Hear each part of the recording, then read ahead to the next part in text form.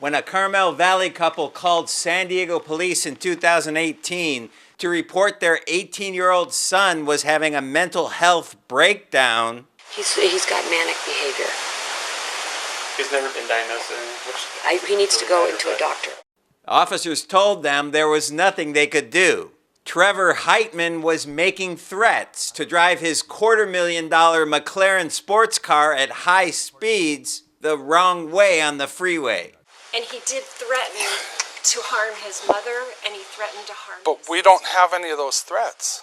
Officers left the scene, leaving the teenage YouTube star asleep in his bedroom. I won't go to prison to get him into a hospital.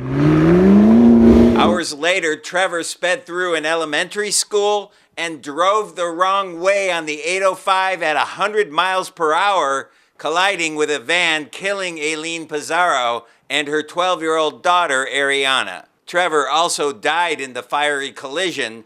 Both families filed lawsuits against the city of San Diego. Last year, the city settled with the family of the mother and daughter who were killed for $6 million. Earlier this month, the city settled with the parents of the driver of that car for $500,000. And as part of that settlement, San Diego police agreed to change its policy about how officers handle mental health crisis calls.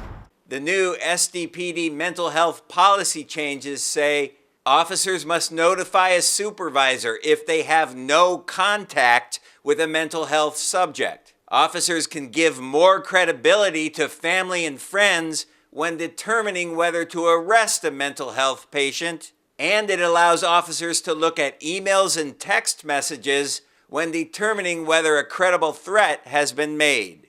Mental health crisis is a complicated problem, and when officers respond, they have to make decisions based on legality and also safety. Lieutenant Van Penn is with SDPD's Neighborhood Policing Unit. He says the requirement to notify supervisors is a good thing when making a decision whether to contact a mentally ill person in crisis.